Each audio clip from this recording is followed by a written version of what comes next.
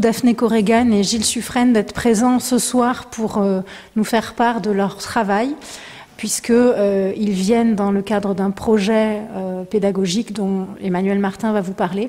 On est vraiment très heureux de vous accueillir. Je vous souhaite une belle conférence. Merci à vous.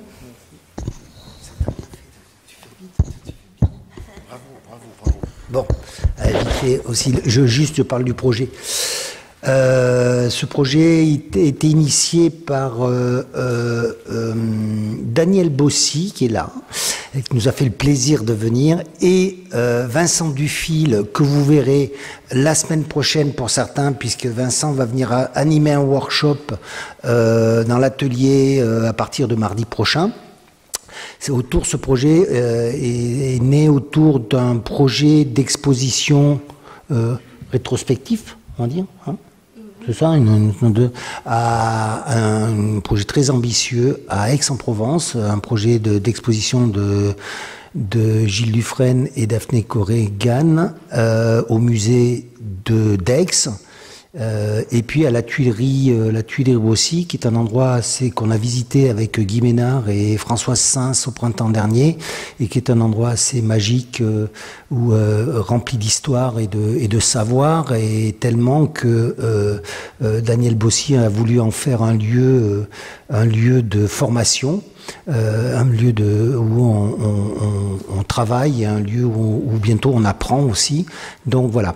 Donc l'idée, c'était de pouvoir associer des étudiants. Il y avait une forte volonté de vouloir associer des jeunes qui sont en formation à des professionnels qui sont des professionnels de l'art ou des professionnels du métier, et de pouvoir créer comme ça une espèce de dialogue qui peut être formidable et très riche d'ailleurs pour les uns et pour les autres.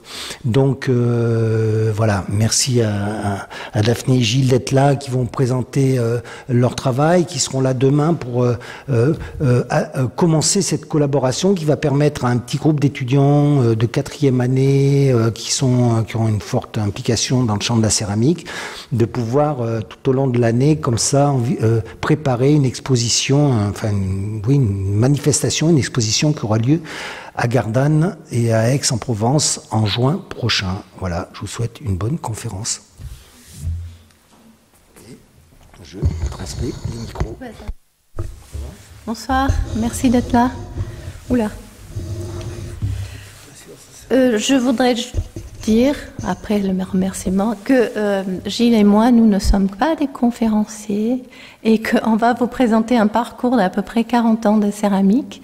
Et on le fait comme on peut. Donc il y aura beaucoup d'images. J'en ai enlevé beaucoup aussi pour faire place à nous deux, parce qu'on ne veut pas vous endormir non plus. Mais l'idée, puisqu'il y a des étudiants qui vont travailler autour de notre travail d'une manière ou d'une autre, qu'ils puissent saisir les notions ou nos préoccupations. Donc je démarre. On s'est rencontrés à l'école des Beaux-Arts, donc on se connaît depuis très très longtemps et on travaille depuis très longtemps. Mais je démarre, et je crois qu'il a fait la même chose, ce diaporama à partir des fin des années 80, qui correspond à un moment où on était vraiment établi dans ce monde de la céramique. Et je démarre souvent avec cette image-là qui est un peu un fil que je suis depuis 40 ans. On a une céramique, un pot qu'on voit très bien, c'est un pichet, il a une anse. Et puis, il y a toujours le problème du socle. Qu'est-ce que je fais? J'ai fait une table. Et puis, je suis très intéressée par le corps et le rapport au corps. Donc cet ensemble mesure à peu près 1,30 m. Donc on a vraiment en rapport avec le corps. Et les petites bas de ces fils là sont enrobés de caoutchouc, et qui peut rappeler des chaussons, des chaussures. Donc là on a architecture, corps et céramique. Dans le même idée, toujours dans les années 80, même idée, mais là c'est carrément une architecture, il n'y a plus de contenant, posée sur des tables. Encore une fois, ces tables qui sont un peu brancales, qui bougent un petit peu, c'est très frêle, rappellent aussi pour moi le corps. Moi, je suis venue à la céramique par amour de la céramique, mais des arts populaires en général, et tout ce qui est un rapport à la main, qui est fait, qui pensait pour la main plutôt que pour la beauté, et du coup devient quelque chose de très beau. Et je me suis rendue compte très vite, en faisant une céramique utilitaire, que ce n'était pas ma voie et qu'elle était ailleurs, mais j'ai voulu maintenir cette idée d'un travail sur le contenant. Donc ce que je vais vous faire là dans les 40 ans, c'est pointer les moments qui ont marqué mon travail. Je suis partie en Afrique de l'Ouest avec un projet qui s'appelait Projet Afrique, financé par le ministère de la Culture, pour travailler avec des femmes potières au Burkina Faso. Et voilà, quand je suis revenue, il y a toutes ces images du temps passé là-bas et de vivre dans les villages ont influencé aussi mon travail. Je voudrais aussi noter que je suis souvent dans une histoire de socle et de quelque chose qui est posé sur un socle, et qu'ici, quelque chose de tout émis qui envoie très bien l'influence de l'art Dogon. Mais du coup, on est de nouveau dans un silhouette qui est très proche du corps. Je ne rentre pas dans la technique trop, alors que vous êtes peut-être tous en céramique, j'en sais rien. Si jamais vous avez des questions, vous les posez par rapport à ça. Ici, on est au début des années 90, c'était un moment difficile. Il y avait toutes ces guerres au Rwanda, en Yougoslavie, et j'écoute la radio à longueur de journée dans l'atelier, et j'étais assez marquée par tout ce que j'entendais. Et tout d'un coup, dans mon travail, je commençais à mettre des roues, tout devenait mobile, tout bougeait, parce que j'étais témoin de ces exodes terribles de cette époque. On a aussi une grande influence de ces séjours en Afrique suite à ce projet. Gilles et moi sommes retournés en Afrique avec notre petite fille pendant une quinzaine d'années après. Ça, c'est un détail de ce qu'on vient de voir. L'échelle des pièces aussi est importante pour moi. Donc, ces pièces, j'utilise souvent une terre blanche, et c'est comme si j'étais face à une page blanche. Donc ça devient aussi un dessin. Ces pièces-là faisaient partie de l'expo qu'on vient de voir, de diapo avant. Ça s'appelle Glass Slippers. Le bas de la pièce est en pâte de verre, et l'idée là, c'était d'avoir ces pièces qui font 1,50 m à peu près de haut, et qui tiennent uniquement par ces deux filins en fer, accrochés à ces plaques au mur qui rappellent des lits des hôpitaux. Enfin, j'étais encore dans toute cette vision qu'on peut avoir de la guerre. Et pour moi, c'était des soldats, mais qui tiennent avec presque rien, debout, encore debout, et sur la fragilité du verre. Toujours la même époque. Je suis pas quelqu'un qui suit une forme, ou qui a une recherche enfin, je suis pas mono, je ne sais pas quoi. Je passe du coq à l'âne continuellement. J'ai besoin de travailler. Je peux travailler des figures comme ça, c'est ce que j'appelle les enfants noirs, et puis le lendemain être sur un projet de contenant. Ça ne me pose pas de problème, c'est comme ça que je trouve mon équilibre. Et ça depuis 40 ans. Au début, ça me posait beaucoup de problèmes, parce que les gens me disaient, mais elle est qui? Elle est celle-là, elle est celle-là, elle est celle-là. Ben oui, je suis tout ça. Et je trouve ce moyen de travailler, c'est ce qui me convient le mieux. Donc ces personnages, il y a eu tout. Je travaille aussi par série. Donc quand je montre les 3 personnages comme ça, c'est qu'il y en a eu peut-être une centaine. Je les faisais de petite taille, là pour le coup, c'est parmi mes pièces les plus petites, elles faisaient peut-être une 40aine de centimètres, parce que pour moi c'était, je pensais à toutes ces poupées qui représentent les ancêtres dans presque tous les pays du monde. Et là, elles sont scarifiées, elles ont subi des blessures, évidemment. Enfin, c'est visible, mais en même temps, elles sont fières, elles sont debout. Voilà, c'était le souci. Ces pièces-là s'appellent limbs. Pour moi, pareil, c'est le corps, c'était 2 grandes jambes, mais le haut, pareil, ça fait 1m60 à peu près, 65. Et le haut de la pièce rappelle des mitraillettes, comme ça pourrait rappeler des pots d'échappement ou un objet industriel.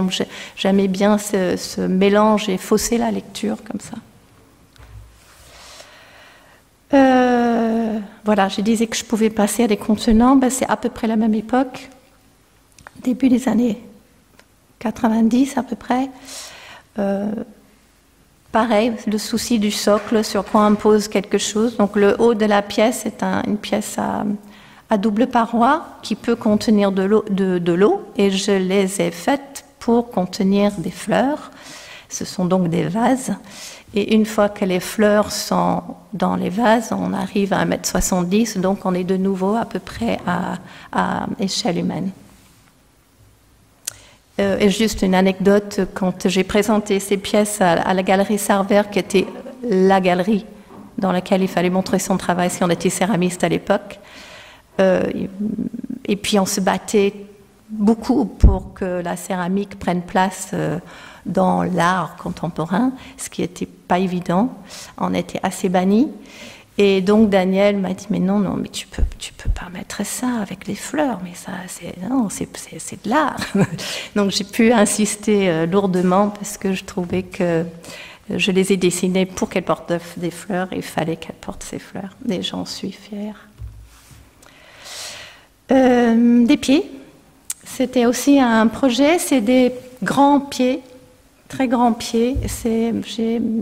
J'ai fait les pieds de mon mari, les miennes et celles de ma fille. Des pieds noirs qui sont tronqués, donc ça s'appelle pieds noirs, mais je pensais plutôt aux Amérindiens, Blackfeet, et ça m'était jamais arrivé à l'idée que ça pouvait aussi résonner pieds noirs en France. C'était un projet pour une maison de retraite. Et je trouvais qu'on est soutenu par ses pieds toute sa vie, et j'avais envie de faire toute une étagère dans la maison de retraite avec des paires de pieds là qui traverseraient. Mais le projet n'a jamais eu lieu. Et puis j'ai eu toute une période de crâne. J'ai fait beaucoup de crânes abstraites. Elles sont enfumées. Vous avez vu, jusqu'à maintenant, c'est presque toujours noir. Et puis, je suis très intéressée aussi par le textile. Donc, je trouve toujours un moyen de satisfaire justement cet intérêt pour le textile, le motif, pour le corps abstrait, et puis cette céramique. Et je trouvais que pour ces crânes-là, la terre enfumée donnait une sophistication, en même temps quelque chose d'un peu noir, qui correspondait bien. Là, c'est pareil. Il y a eu des séries de beaucoup de crânes. Cette tête à l'envers est faite comme si c'était une peau qu'on aurait enlevée. Encore une fois, l'échelle est relativement grande. Elle est couchée parce que l'intérieur de cette peau, de cette espèce de gant ou masque, est entièrement décoré. Donc jusqu'en haut, il y a autant de décors à l'intérieur qu'à l'extérieur. Je crois que je l'avais enlevé celle-là. Donc là, le voyage en Afrique, on a beaucoup fréquenté des bronziers traditionnels qui coulent le bronze dans ce qu'ils appellent du banco, qui est un mélange de terre du coin avec un peu de charbon et beaucoup de bouse de vache ou d'âne. Et j'ai trouvé que ces moules, où on ne voit pas du tout ce qu'il y a à l'intérieur, étaient magnifiques, et je fais tout un travail autour de ça. Mais là, à l'intérieur, il y a du verre coulé. Et c'est aussi, ça fait partie de la série des moules, mais c'est de la pâte de verre. En fait, c'est du verre moulé. où j'ai inversé l'histoire. Techniquement, ça ne pourrait pas exister une terre moulée dans du verre, évidemment, parce que ça ne rétrécit pas du tout de la même manière. Et c'est ce que j'ai aussi trouvé intéressant. Je fais beaucoup référence aux contenants et particulièrement aux contenants d'usage quotidien. Donc, j'appelle ça la marmite parce que c'est des choses qu'on voit dehors dans le jardin, en général tout cabossé. Donc c'est pareil, vous avez les dimensions, c'est assez grand. Et donc l'extérieur devient pour moi un prétexte au dessin et puis l'intérieur, de nouveau, est complètement décoré.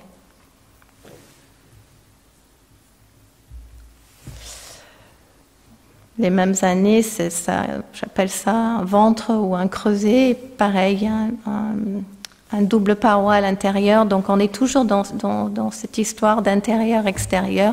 L'extérieur traité pas du tout de la même manière que l'intérieur. Et l'intérieur que vous voyez pas est émaillé avec un lustre, donc c'est très précieux, comme un bijou.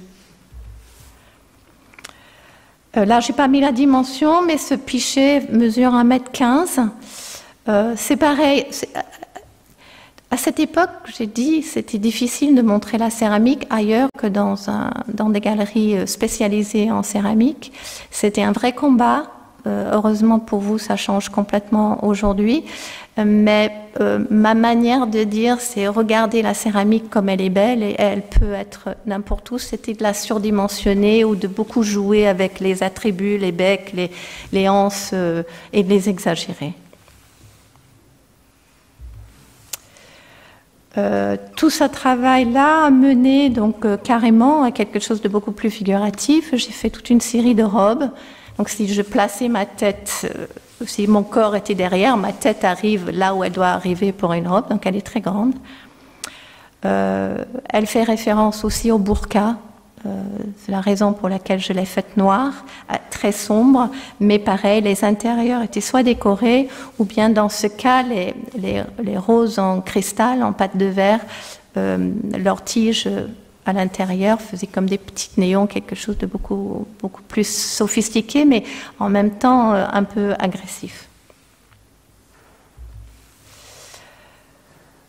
Parallèle à toute cette noirceur, il y a des choses un peu plus coloré, plus gai. J'ai utilisé à l'époque la technique du raku. Je travaille à la plaque aussi parce que je dessine tout ce que je fais avant de le faire, mais par des croquis très rapides, juste pour trouver les proportions, l'exagération justement des anses ou les becs. Je dessine pas ce que j'ai dessiné sur ces objets, mais je dessine la silhouette très rapide. Et quand je les fais, j'essaie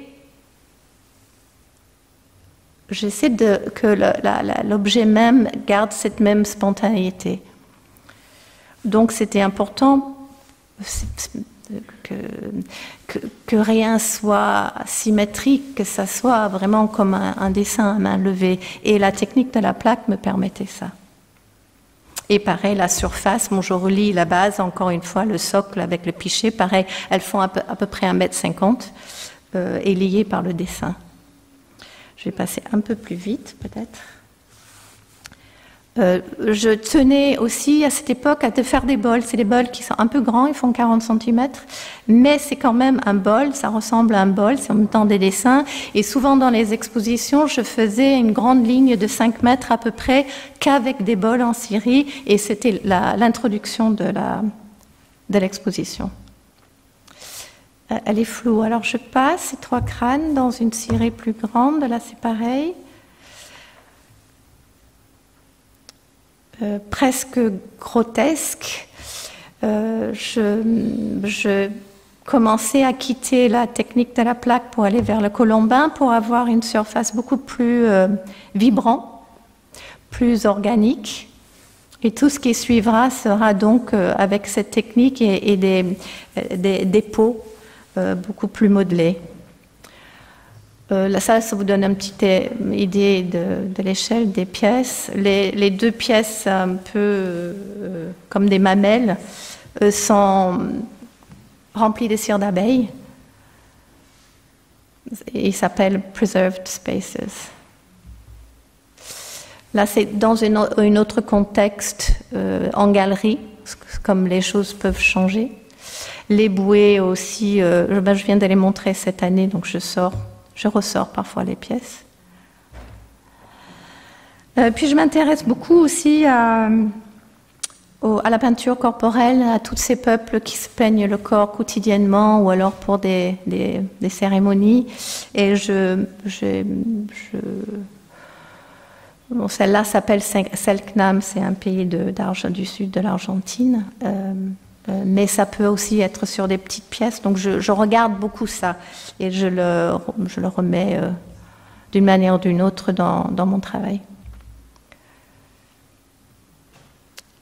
Encore une fois, il y a des références vraiment à la céramique, au pot. Puis j'ai réalisé que je commençais à mettre de plus en plus montrer mon travail par deux, comme des couples. Et alors là, on avance. Dans les années 2000, je regarde de plus en plus de l'architecture. Là, particulièrement, c'est Le Corbusier qui m'avait inspirée. Et puis, en Afrique, on avait fait un séjour dans un village où les enfants faisaient chaque année à Noël, ils font une maison avec Jésus, Marie, en terre crue. C'est ce qu'ils appellent leur crèche et qui ressemblait fortement à ça. Donc c'était une belle inspiration. Et puis les choses, bon, c'était par deux, et puis c'était par deux connectés, et puis comment les choses vont de l'un à l'autre, et comment un volume peut dépendre de l'autre, et ce que ça donne. Bon, vous le voyez bien, je suis complètement amoureux de l'art décoratif à ma manière, donc, et j'ai déjà dit le textile, donc j'essaie de placer des choses un peu gauches, avec le raffinement des motifs floraux ou répétitifs. Cette pièce-là s'appelait Listen, pareil, on avait beaucoup, où il y a l'écouteur et puis le récepteur.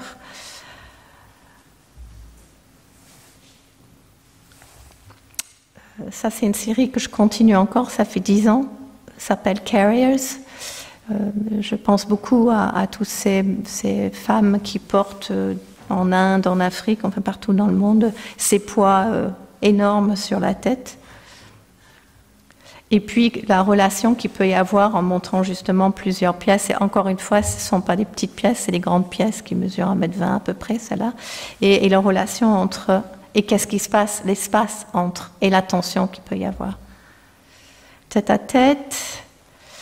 Où j'avais envie d'essayer de mélanger deux techniques de cuisson. C'est deux coiffures, en fait. Je ne sais pas si vous pouvez imaginer ça, mais pour moi, c'est deux coiffures. C'était suite à une résidence en Chine, particulièrement celle-là, le motif sur la partie blanche est un motif de la dynastie Song, qui est traditionnel et utilisé encore aujourd'hui. Donc, en gros, je parle un peu de cultures différentes. Pareil, deux coiffures. Body, qui était exposé à Beauvais. Donc, c'est un torse avec un bras, bon, que vous voyez ou pas, peu importe. Et cette pièce-là, To Belize, elle était importante pour moi. C'est deux ventres, elle est très grande. Deux ventres, et à chaque bout de la partie noire, il y a un nombril. Et l'idée du motif blanc, c'est comme si c'était un habit féminin qui lierait ces deux ventres ensemble. Divided Spaces. Souvent, je mets des cloisons dans des grands espaces. Pareil, c'est encore une grande pièce et les deux côtés sont différentes. Elles sont divisées différemment. Et c'est juste une organisation d'espaces cloisonnés. Et suite à mon séjour en Chine, parce que nous avons ouvert en Chine un musée de la céramique contemporaine française dans un très beau bâtiment que je ne montre pas là parce qu'on n'a pas le temps. Mais j'ai travaillé avec la femme qui faisait ces motifs Song et en arrivant en France, j'ai continué à faire ça. Donc ces deux énormes têtes, il manque une partie de l'image, ça s'appelle Breathing Under Cover, respirant sous couvert. Et puis je fais souvent des choses très simples comme des traits mais en céramique et normalement c'est des pièces qui vont au mur mais je n'ai pas la photo. Donc j'ai beaucoup utilisé ce motif. Et puis en avance dans les débuts des années 2010, j'ai entamé une série que je continue de grosses têtes et ces têtes je voulais qu'elles nous dominent donc j'ai dessiné ce socle que Gilles me fait régulièrement. Et je voulais que ces têtes soient sans expression, résilients, mais là, fières quand même d'être encore debout. Les premières étaient un peu clownesques, ou souvent les visages brouillés.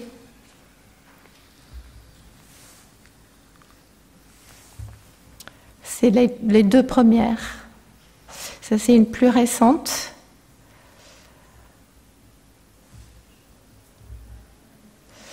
Ça, là, vous voyez l'échelle, c'est une expo au musée Cocteau à Menton. Alors là, j'ai entamé une série de nuages, enfin pas une série, une parterre de nuages que j'ai posés sur des plaques de plomb. Je voulais qu'on ait une autre vision de l'air. J'ai fait en même temps, je vous montre après, des souffles. En fait, tout ça, ça avait un rapport à ce que n'est pas palpable et de le rendre, de le matérialiser en quelque sorte. Et c'est mes premières porcelaines parce que je me semblait que c'était la terre qui correspondait le mieux à cette chose un peu floconneux comme ça. Et puis les mains qui sont, je ne sais pas si je mets une photo ou pas, mais vous voyez les mains couchées pareil comme des gants et avec au bout des doigts, peut-être j'ai une photo, ben voilà, ce blanc, j'imaginais que ces mains auraient trempé dans ces nuages, mais je leur ai donné un titre qui donnait un peu plus d'ambiguïté, il s'appelle Dipped in Whiteness, qui peut aussi nous penser aux blancs qui voudraient être, qui suivent le modèle blanc, au noir, pardon, qui suivraient le modèle blanc. Et le souffle, qui a, le trou arrive à la hauteur d'une bouche, et pareil, un souffle qui a quand même besoin d'être soutenu. Dans cette expo, puisque c'était un musée Cocteau et j'étais invitée parce que Cocteau faisait des pots, j'ai voulu aussi faire hommage à ça et en plus j'aime énormément faire des pots. Donc j'ai fait 22 pots rouges sur une immense table qui fait 1 mètre par 1 mètre par 1 mètre. Vue de haut. Et une suite qui est beaucoup plus comme un skyline, en mélangeant plusieurs manières aussi bien de modeler que d'émailler. Et puis on est parti j'ai fait un mois de workshop en Afrique du Sud. Donc on a vu toutes ces townships, donc c'est un peu une référence à ça, petites architectures.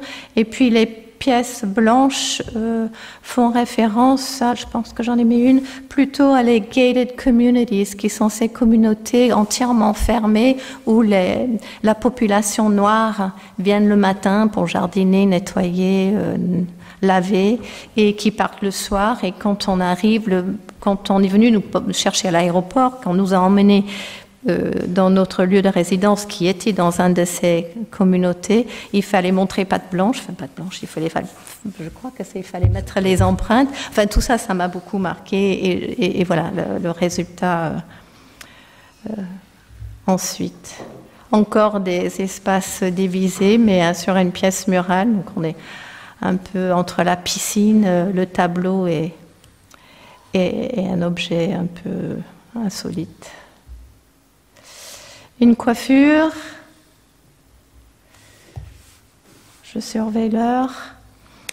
J'ai beaucoup regardé les coiffures des des Africaines, et je ne vais pas sortir le nom du photographe, mais un photographe qui photographie beaucoup de ces coiffures très aériennes comme ça en Afrique.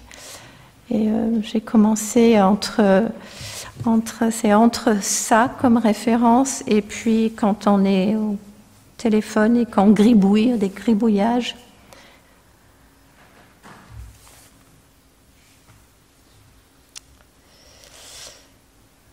La pièce de gauche, elle est entourée de bandes de caoutchouc.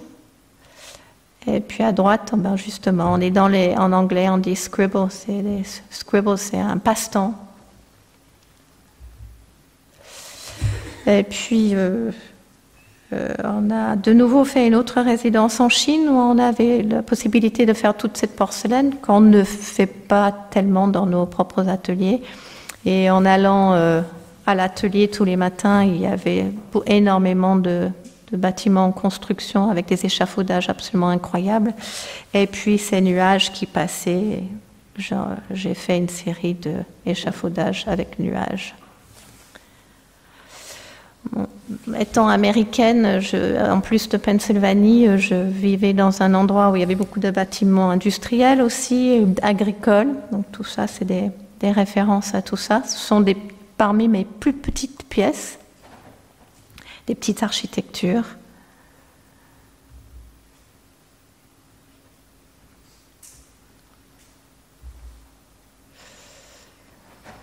Contretemps. Et puis là, c'est un peu un hommage à Twombly. Voilà. Et puis, je prends un peu de tout. Il y a mes nuages, je pense à Twombly. Enfin, ça fait des constructions. Mais une période où je mettais des entonnoirs un peu partout, c'était important qu'il y ait toujours un lien avec l'intérieur. Donc, comment on nourrit l'intérieur, l'espace intérieur. Parce que la céramique, c'est ça, c'est un espace intérieur. Puis ça, c'est beaucoup plus récent. On arrive à la fin. Je fais des pièces murales comme ça, où je prends des plaques de plomb que je découpe un peu comme un patron de couture. Et puis, je fais un contraste avec ces volumes en céramique. Donc, géométrie et gribouillage. C'est la même histoire. Et c'est flou, je suis désolée. Souvent, on m'invite pour une exposition et je me demande pourquoi on m'a invité pour une exposition sur les fleurs que je ne vous montre pas, mais je ne comprends pas pourquoi, mais je prends le défi à bras-le-corps et puis finalement, ça fait partie de mon travail. Et là, c'était une invitation sur la bouteille. Or, je ne fais pas de bouteille, je ne comprenais pas trop ça non plus, mais j'ai accepté. Et puis, du coup, j'ai beaucoup regardé Morandi et j'ai fait toute une série d'après Morandi, mais que j'appelle pique-nique avec Giorgio parce que j'ai mis des petites nappes à chaque fois. Alors, pareil, il y a eu une grande série et puis ça, petit à petit, avec le temps, ça s'est transformé en... J'appelle ça d'après les modernes, donc je commençais à regarder les natures mortes de Picasso, de Matisse, et je pense que ça va se poursuivre, ce travail. Donc je reviens un petit peu à ces grandes danses que j'avais 40 ans avant. Puis un séjour en Inde, donc beaucoup de résidences et beaucoup d'influences ou de réponses à ces résidences. Je travaille avec un potier local. J'ai utilisé sa terre et on a fait la cuisson ensemble primitive, donc c'est très peu cuit. Je faisais, justement, j'avais attaqué déjà mes grandes têtes et puis je regardais dans les petites quincailleries du village et puis il y avait ces merveilles que les femmes mettent sur les têtes pour porter des très grands poids. Alors j'ai fait ce travail-là. Et puis en rentrant, 2 énormes mains, ça fait 1 mètre. En pensant à ces motifs qu'elles font sur la paume de leurs mains pour le moindre cérémonie, et puis souvent le bout de leurs doigts est trempé dans du henné. Donc les deux mains sont creuses comme les précédentes, mais elles sont beaucoup plus grandes. Et ça, c'est des séries les plus récentes. des colonnes qui ont leur influence par l'Inde beaucoup. Et puis par ces fameuses carrières que j'ai montrées tout à l'heure. Donc il y a quand même une continuité dans ce parcours de 40 ans. Et je crois que je termine par celle-là ou une autre. C'est les toutes dernières têtes où en les montant, j'ai pas eu envie d'aller jusqu'au bout, pas complètement finir le nez, comme si c'était des choses évanescentes qui allaient disparaître. Celle-là, je l'ai badigeonnée de porcelaine et puis elles sont beaucoup plus sereines, beaucoup plus calmes.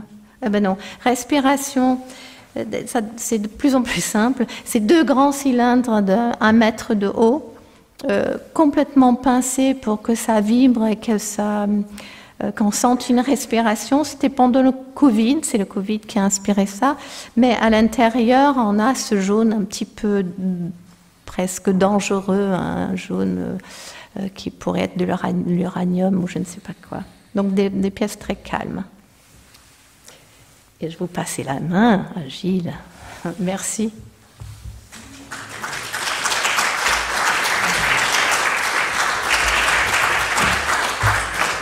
Résumer 40 ans, c'est pas facile. Tu appuies où? Ok. Vous voulez un break? Ça va? Non? Alors, donc moi j'ai beaucoup moins de photos que Daphné, je travaille beaucoup moins qu'elle, et donc j'ai commencé le diaporama là, avec des... En fait, c'était une expo, ça s'appelait Terre de France, et c'est la première fois où j'ai fait une expo un peu internationale, ça voyageait en Europe. Et c'était juste des biscuits de grès, des volumes en biscuits de grès, et que je reliais avec des chambres à air. Et celle-là, je l'avais envoyée à la personne qui avait organisé l'exposition, et quand il a reçu ça, il a cru que c'était pour l'emballage, il a enlevé tous les caoutchoucs, et il a fallu que, au téléphone, je lui explique, et d'après la photo, comment le reconstituer. Ça, c'est une pièce un peu avant celle que je vous ai déjà montrée. J'ai fait toute une série, c'était en 81, 82, de boîtes qui ne servaient à rien. Et ce qui m'intéressait, c'était un peu les mécanismes. Parce que quand j'étais petit, j'aurais voulu être ingénieur, et en fait... J'aimais beaucoup tout ce qui était mécano et tout ça. Et donc j'ai fait des portes. Quand on ferme une porte, ça ouvre la porte de l'autre côté. Ça sert vraiment à rien. Après, on passe au 90. Voilà, ça c'est des pièces plus grandes. Alors au départ, c'était une histoire de mouvement. Et puis là, c'était plutôt une histoire de tension. Comment faire tenir des choses... un peu dangereusement. Et donc, ouais, ça tient avec les 2 fils, les 2 fers à béton et le poids des agrégats que j'ai fait en bas en mélangeant plusieurs terres. Et là, sinon, la plaque est coffrée. Je travaille beaucoup avec du coffrage, comme du béton. Ça, c'est aussi un peu les mêmes années. Alors là, il y avait une histoire de balancier, toujours un peu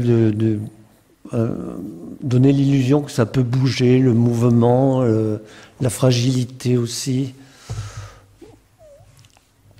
Donc il y a des tessons de terre vernissée qui sont incrustés dans des espèces de carottes en terre, et du fil de fer et du grillage. Là, c'était encore, ça s'appelait Balance. Il y avait encore cette histoire d'équilibre. Et c'était là, je faisais pas mal d'enduits, comme si c'était des enduits de vieux murs. C'était des plaques en terre rouge, fixées entre elles avec de la terre blanche comme un plâtre, et recouvertes d'enduits.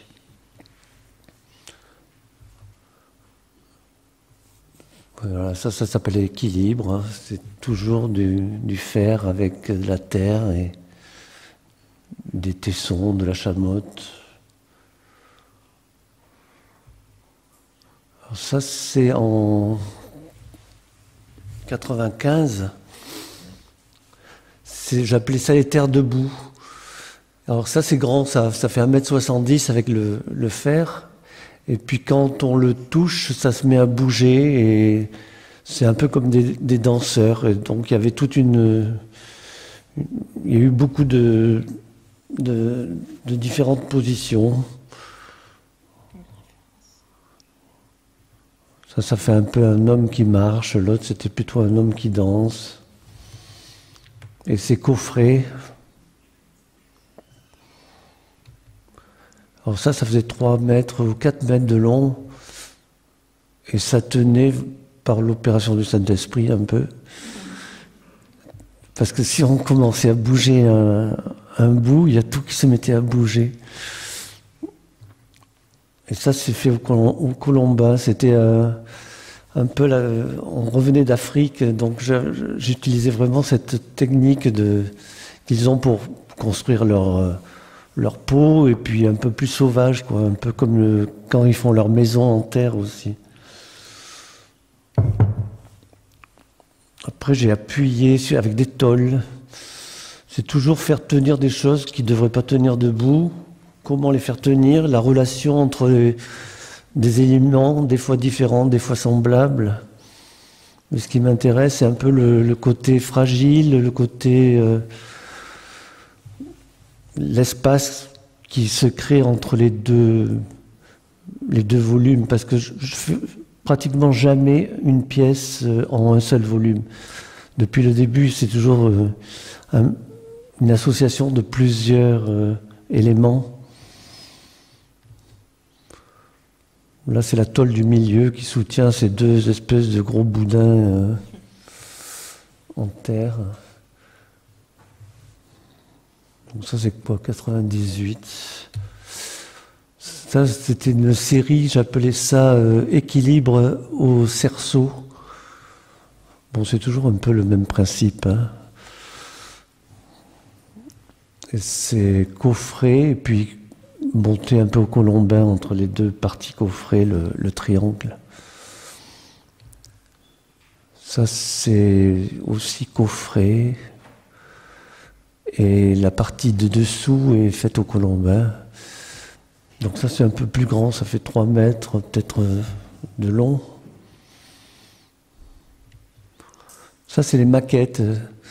Moi, je travaille pas trop avec le dessin, parce que c'est un peu compliqué de faire de la 3D en dessin, je trouve. Et comme il y a des problèmes de comment ça va tenir debout, il vaut mieux que je le réalise vraiment en volume dès le départ. Donc j'en ai des quantités folles, je ne sais plus où les mettre. Certaines ont été réalisées, d'autres peut-être que... Là, je suis en train de faire celle qui est en haut à gauche.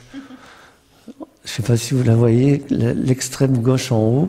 Je suis en train de la faire peut-être pour cette expo en juin. Ça, c'est 2 plaques avec du fer dans le jardin. Ça, c'est un autre travail que j'ai fait, qui était inspiré au départ sur les guêpes maçonnes. Parce que chez nous, il y a beaucoup de guêpes qui vont chercher de l'argile lorsqu'il pleut. Elles arrivent à faire une boule qui est, pour nous, ça serait l'équivalent d'une boule de 1 mètre de diamètre. Elles s'envolent avec cette boule et elles vont construire leur nid, en général sous les fenêtres. Et donc, moi, j'ai travaillé beaucoup sur des choses qui étaient... donc, dans leur nid, il y a toujours le côté géométrique qui prend l'empreinte du bord de la fenêtre, l'angle. Et là, j'ai fait une autre pièce par-dessus la première. Et comme il y avait, je pense, du papier dans la terre, ça a enfumé la partie qui était protégée, parce que ça a été cuit l'un sur l'autre. Donc c'est pour ça qu'il y a ces nuances de noir, de rouge. Ça, c'est le même principe, en partant de 2 bols en terre qui sont à gauche, et en les recouvrant chaque fois par une nouvelle couche.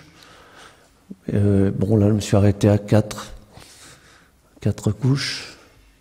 Et c'est pareil, il doit y avoir un peu de sciure ou de papier, je ne me rappelle plus trop. Bon, ça c'est... Je pourrais pas en dire grand-chose. C'est de la tôle. Ça, c'était fait autour d'un cube. Et donc, c'était un peu... un peu comme les moules, un peu comme les guêpes, un peu... Ça, c'est toute une série faite sur des cubes. Et donc, c'est des empreintes de cubes. J'ajoute que Gilles passe beaucoup de temps dans le jardin à observer toutes ces petites bêtes et les plantes et tout ça, c'est important. Oui. Ça aussi, c'est une forme sur cube. Alors là, contrairement à tout le reste, il n'y a qu'une pièce, mais bon, pour moi, il y a le vide du cube qui représente la seconde pièce. C'est toute une série comme ça.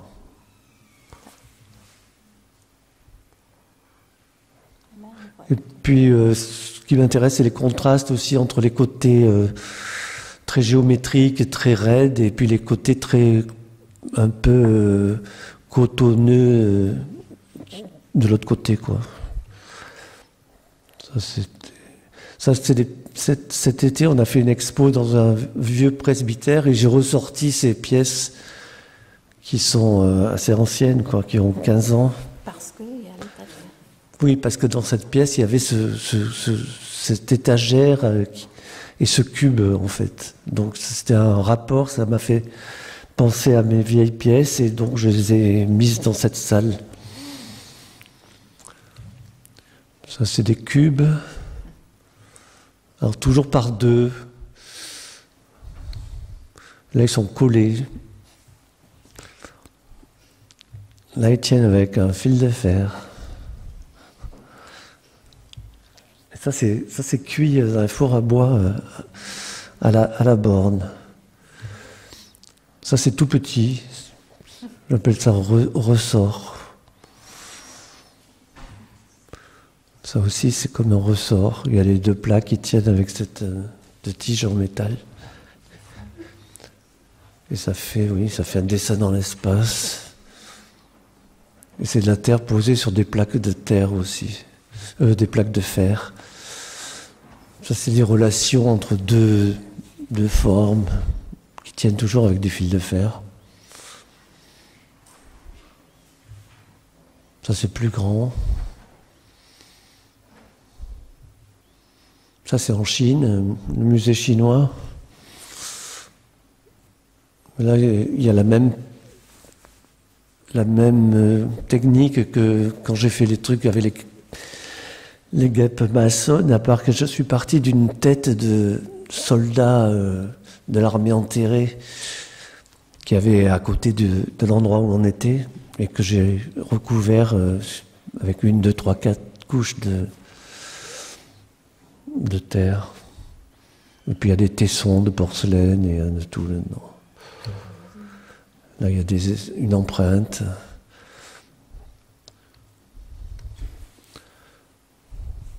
Là, il n'y a plus de fil de fer, mais c'est la même forme qui est collée l'une à l'autre d'une façon différente.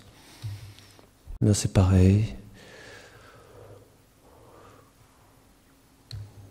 Là aussi, c'est la même forme, mais collée différemment, dans un autre sens.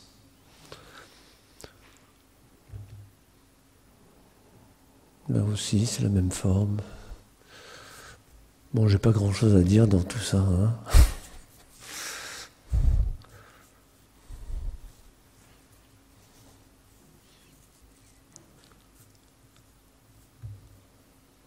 c'est un peu différent. Je ne pourrais pas dire ce que c'est, ça. Puis de temps en temps, je fais des petits trucs avec du bois, du plâtre, que du bois. Puis il y a toujours des préoccupations de est-ce que c'est stable, est-ce que ça tient, et il n'y a jamais une pièce qui a un fond dans tout ce que je fais. Donc souvent, je peux mettre des pièces à l'envers, ou c'est arrivé que dans des musées, on présente mes pièces à plat, alors que j'ai jamais fait une pièce à plat. Il y a des jonctions qui t'intéressent aussi. Ça, c'est du fer avec de la terre, du bois avec de la terre,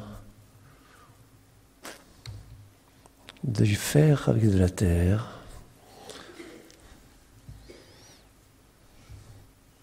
Ça, c'est en Chine, c'est en porcelaine. Non, il y a des maquettes et puis il y a des pièces qui font 20-30 cm. Parce que c'est plus dans la recherche. Et là, il y a des pièces qui sont faites par coulage. Alors, j'ai fait beaucoup de pièces avec j'ai mélangé du papier toilette avec de la porcelaine liquide. Et j'ai fait beaucoup de choses avec ça. Bon, il y a beaucoup de choses qui n'ont pas marché. Après, ils avaient un céladon un peu bleuté, alors j'ai mis dessus. Ça, c'est pareil, c'est des boules de terre collées dans un angle. Ça, j'avais bien aimé. C'était coulé sur une... Je sais plus comment. J'avais fait une boîte en carton et ensuite j'ai coulé dessus. J'ai mis des baguettes en porcelaine et ça avait assez bien marché, ça. Mais des fois, la porcelaine, c'est compliqué. Et ça, c'était la porcelaine papier que j'avais faite. Mais ça, c'est en revenant en France. Et l'inspiration, au départ, c'était les transporteurs chinois qui récupèrent des montagnes de carton, des montagnes de polystyrène et qui mettent ça sur des carrioles, des triporteurs. Toujours en porcelaine. Voilà, ça, c'est plus ce que je faisais en Chine. Ça, c'est en tôle et en bois. Il n'y a plus de terre du tout, là. Mais ça, c'est que du bois. Ça me soulage un peu, des fois, de faire quelque chose qui n'est pas en terre. Mais pas de cuisson, il n'y a pas de CO2 qui part dans l'atmosphère. C'est pas mal. Et c'est assez ludique. Et après, c'est un travail qu'on a fait tous les deux ensemble. Alors là, ça va être toi qui vas parler. Alors, encore une fois, c'était une demande d'expo. On nous a demandé de faire un travail à 4 mains, chose qu'on n'avait jamais fait. Souvent, Gilles disait dans l'atelier, allez, on fait un truc tous les deux. Puis je disais, non, toi, j'ai un tel respect pour son travail, je trouve qu'il est fort. Et je n'avais pas envie de me mêler à tout ça. Et puis, avec cette demande, encore une fois, défi, on s'est dit, ok, qu'est-ce qu'on fait ? Et pour commencer, j'ai pris une pièce, et il a pris une pièce, et on les a mis ensemble comme ça, littéralement. Bon, on va partir de là. Et puis on a fait toute une série, tous les deux, où moi j'ai le côté très décoratif, et lui il arrive là-dessus avec ses carapaces. Et puis non, sinon il y a eu un vrai dialogue.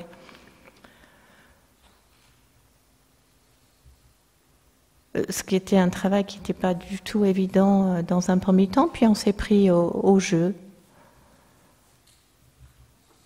C'était un one-shot, à peu près. Et qui n'était pas du tout évident, parce que justement, tout ce que fait Gilles est en équilibre, et il fallait justement cru, avec deux entités complètement différentes, trouver comment mettre ça ensemble. Et puis là, pour le coup, les maquettes, ça ne marchait pas. Voilà. Ça s'arrête là. On a tenu 1 heure. Est-ce qu'il y a des questions?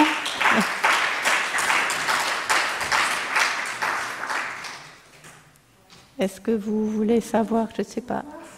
Les parties métal, lorsque vous les exposez en exposition, vous les assemblez au moment de l'installation.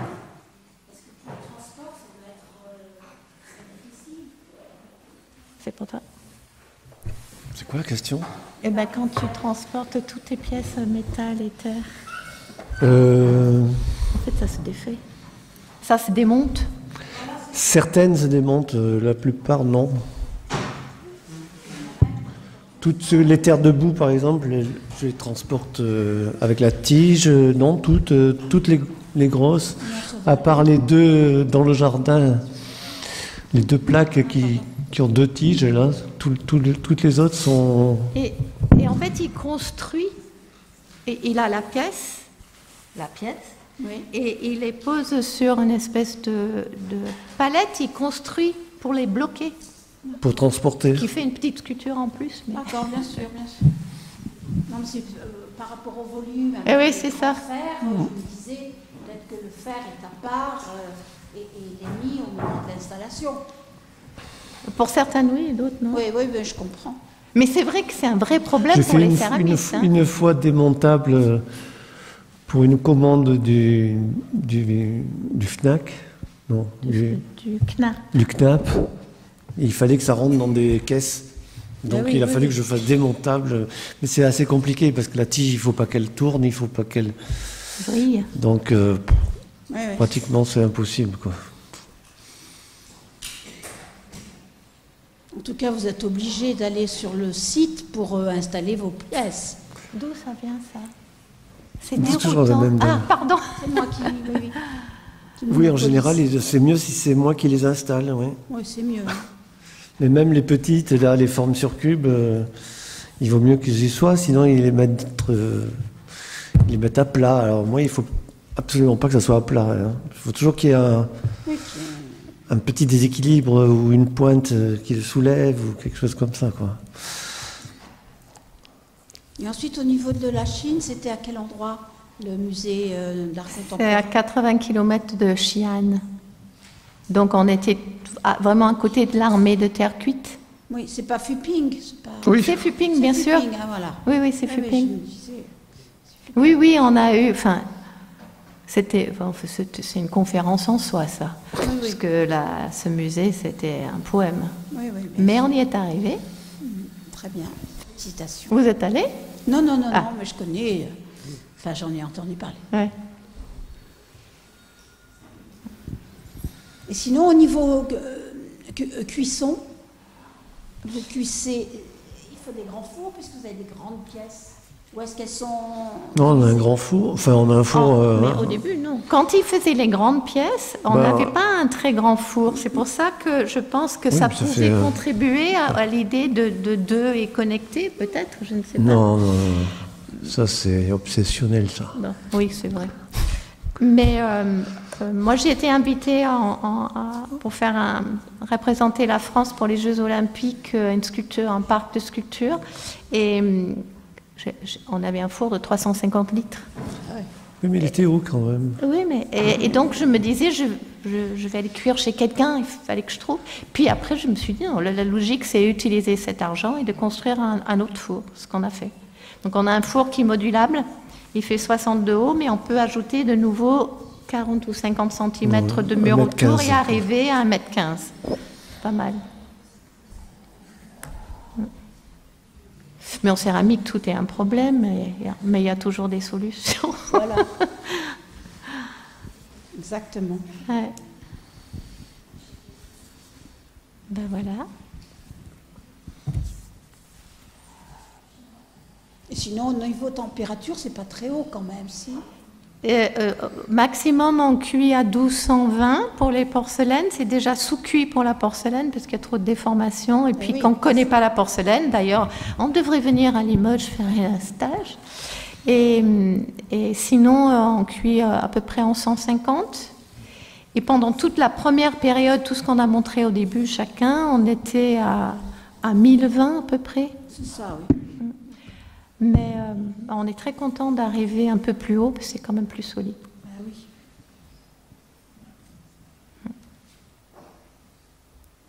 Ben, merci beaucoup. Pas de rien. De rien. Je ne sais pas si les étudiants de demain sont là, qu'on voit demain.